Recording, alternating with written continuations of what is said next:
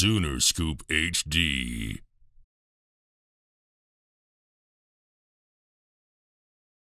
I want to ask you just the enthusiasm and everything that happened in the spring. How much did those players that are summer enrollees, how much feedback did you get from them? How much were they looking forward to being a part of this and just wait until they get here next month? Yeah, how could you not? How could you not?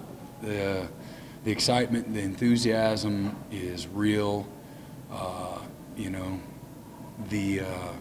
I mean, it was an electric environment. You could literally see it even through the TV. They did a great job of portraying it the right way. So, special day.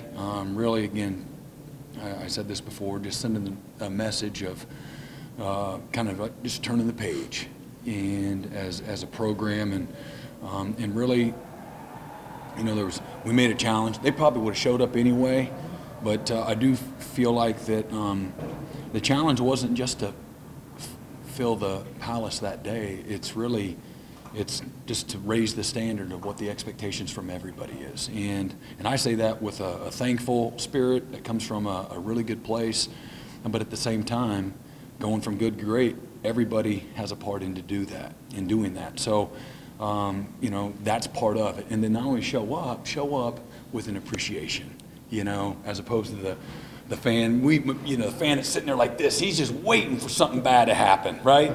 And, you know, that can happen when you don't have a gratitude.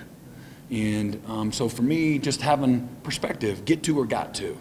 Glass half full, glass half empty. And to me, you choose to be, you know, have joy. And I want to have joy in the doing and all of it. And so just trying to do our part and trying to help create just an amazing game day experience and environment. And so getting everybody cohesively pulling in the right direction, thinking the right way is part of that. And I think that we as a program, we as a university, we're all better together. And so I want to capture that, and I want to nurture that. And I don't take any of it for granted. And I know there's going to be some bumps in the road. That's happening too. And Murphy's Law, right? And we talked about Murphy one time. That's happening. And you know, I'm a first-year head coach. And this is not the first time a guy's been a first-time head coach and had incredible success. And we'll see where it goes. You know, I feel very confident about that. But I say that just to knowing what's ahead. But you know what? Support us anyway. You know, have loyalty, you know, despite that. And just anticipate there are going to be some bumps, and you keep cheering, keep supporting, keep showing up with a great, thankful, appreciation and gratitude is really the next challenge. The new players that are coming in, have you had a lot of contact with them during those spring months? And do you feel their exuberance, their excitement for joining the program? Yeah, I mean, going through the summer workouts? Yeah, we all have had stayed in contact with them. So some of them we're just kind of adding, and I don't think I can talk about those guys yet. And then some of them we signed, and they've come to visit us on their own in the spring, and we're counting on them. Like, there's nobody that we're not counting on. Whether that's, I can talk about guys that they signed, right? Yeah, Like Gentry and Jaden. And I don't know about another one, so I'm just not going to say nothing. But those two guys, for example, there's some defensive linemen, R. Mason Thomas and Cavante Henry, and who else we got?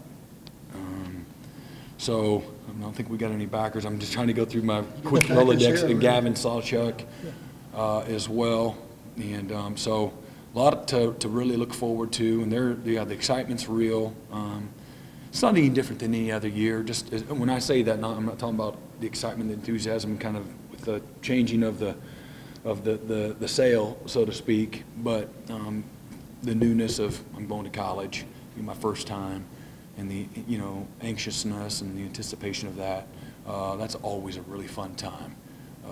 And going to college is about transformation, growing from boyhood to manhood. And obviously, when you're dealing with college football, that's part of the transformation too. And I tell them all the time, tell me about the 13-year-old version, the 14-year-old version of you. And they're sitting on that couch, and you get them to smile right away, and they start talking about, not shaving, don't know how to drive a car, I don't even know how to talk to a girl, right? Like, you know, and certainly not confident, and I was weak and you know, immature, and that so there's transformation even from. And now tell me about where you're at now as a senior or junior to senior, and when they come to college, it's going to be the same thing, same anxiousness, same maturation, same transformation, and so, you know, we're in that business, and that's one of the funnest parts of being a coach is to be a part of that transformation. And so there's a lot to be excited about for everybody. And I was talking to Jaron Canick before I came in here, just called him, see what's going on in Hayes, Kansas. And he just finished, you know, walking across the stage. And so a lot of our current players, you know, people don't realize they got to kind of have close that chapter and dot the I's, cross the T's, take pictures, you know, see mom again, watch mom cry again. And so that's really cool. He's having a blast, but he cannot wait. He's like, I'm kind of bored. I'm ready to go to work. I said, how come you don't send me any of those workout pictures, videos anymore? He goes, that goes without saying. That's a given. You know what I'm doing. I don't need to video that and send it to you. So that was pretty good. But so anyway. Hey, you've added through the transfer portal a couple of quarterbacks, a couple of receivers since we talked. Talk about that, and you know, and that to bring those guys in at this point. Thanks. I can't really talk about. You talk in guys. general about adding those. Yeah, positions. we needed depth you know, we need depth at that position. We need some guys to come in and compete and make everyone better. And so I think we added value in doing so. Some experience was real critical, and to help give time for some other guys to mature and grow as well. So we definitely made ourselves better there, and also at receiver. Again, experience and size and speed and maturity, physical, mental, you know, all those things. So I'm really excited about you know, the guys we were able to add late. Sawchuck and Rowe had great track seasons. Mm-hmm. Rowe in Oklahoma, Yeah. Sawchuck in Colorado, both nationally, you know, hosted times. Mm-hmm. Your thoughts on the speed that's coming into this Yeah, I mean, program? length and speed, those are, you know, that'll never change in this game, you know, and certainly you want guys to be good football players, which they both are. They're amazing football players, and you know, the freakiness of both of them. You know, Sawchuck, you know, he takes fast. You thought Gentry Williams was fast, and then the freakiness of Jaden Rowe. He's all at 6'3", might be closer to 6'4". He's 220 pounds, and so we'll have a dilemma on our hand. Where do we put this guy? And what a great problem to have, because literally you feel like he could potentially fill in at a lot of different places. So it gives you a lot of flexibility with his size and his speed both.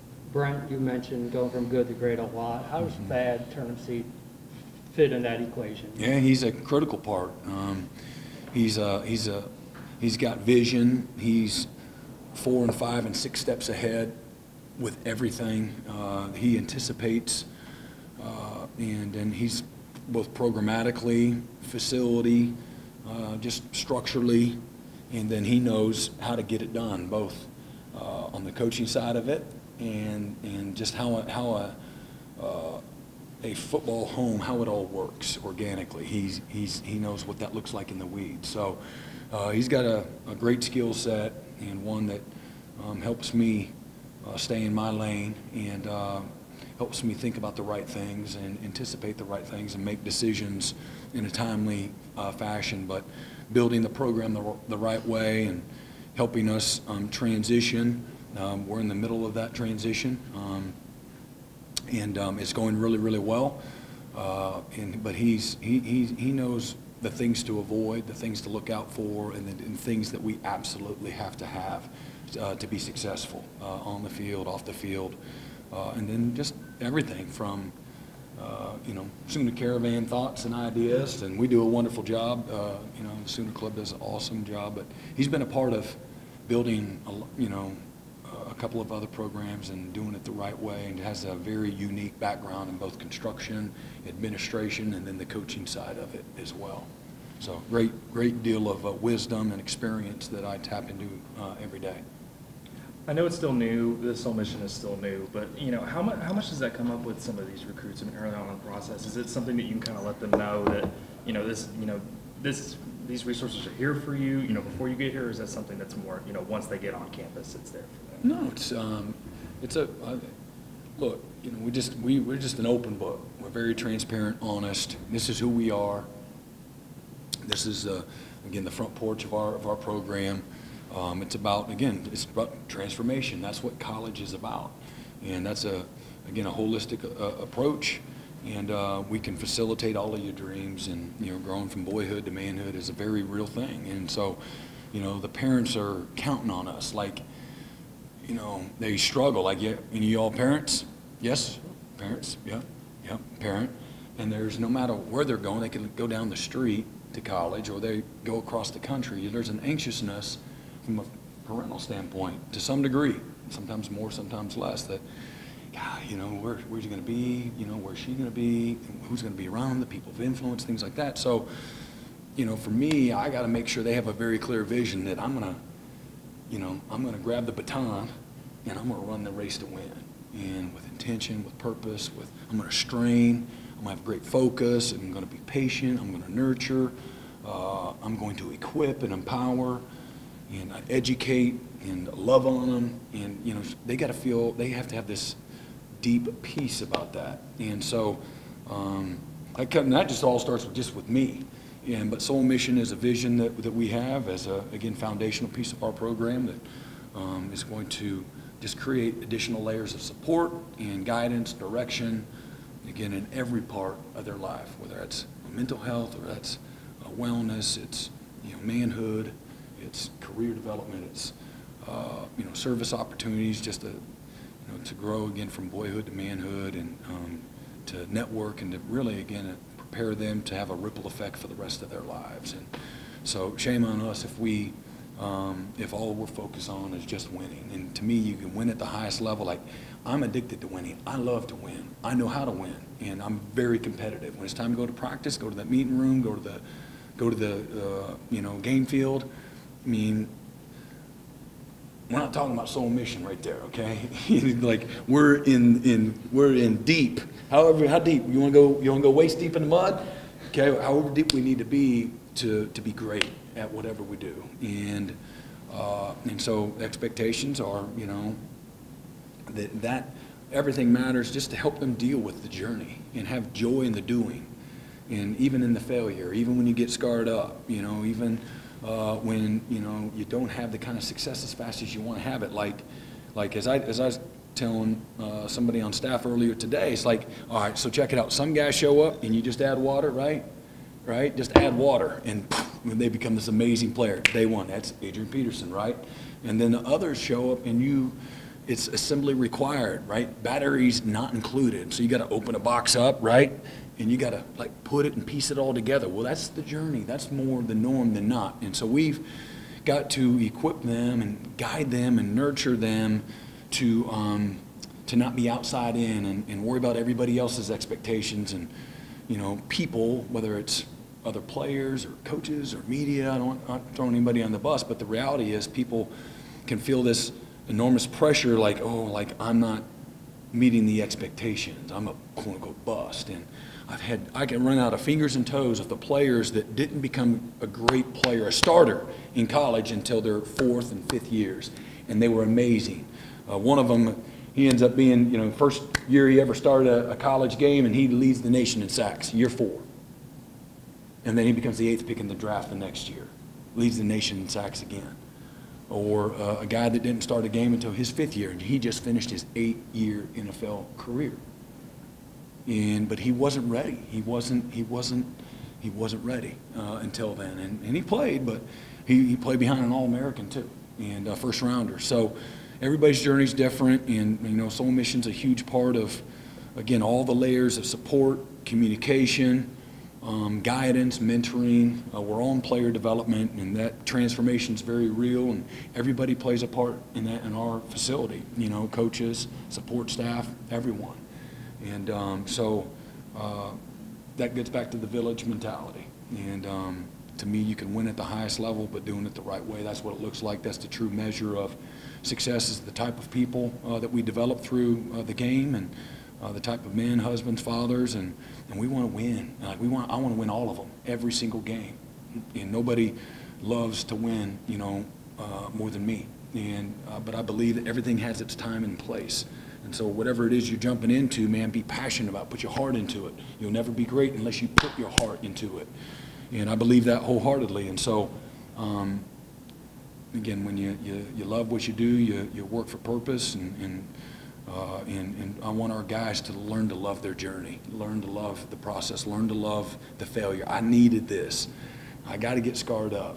That's what helps you grow, even though sometimes it can be discouraging. That's the development process. And so for me, I want to insulate our guys. I want to protect them. I want to keep them focused and be inside out, individually, and us as a program. And don't worry about everybody else, but I do understand. I want our guys to focus on trying to be uncommon in everything they do. And so develop the uncommon man through the uncommon program. So for me, that's why it's the front porch of our program. And again, keeping the main thing the main thing. When we just talked to Porter.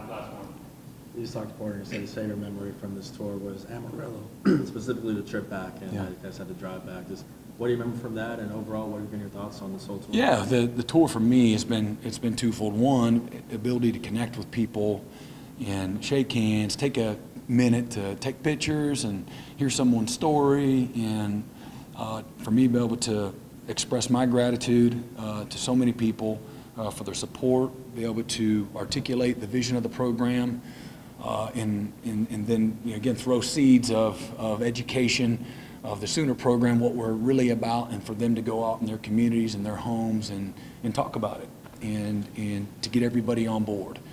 But my favorite personal part when it comes to the coaching experience with Jenny and Porter is just being able to learn from them. Just two amazing leaders, their infectious energy. They have so much success in building programs and connecting with people, and they're 10 and 15 steps ahead of everybody, how they think, how they work. And it's neat to hear their, in their sport, their different struggles and successes. And just really neat, makes you really proud, thankful to be at a university that have such quality people in winners. And they're going to be really, really fun to watch. We're fortunate to have them. But just really building relationships with them and learning, from them as well. Sooner Scoop HD.